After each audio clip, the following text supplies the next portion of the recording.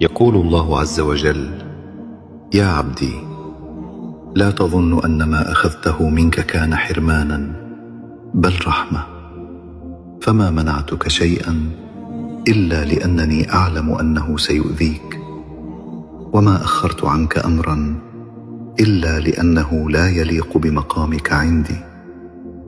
قد تحزن اليوم وتبكي من شدة الوجع، لكن غدا سأمنحك فرحا يغمر قلبك حتى تنسى.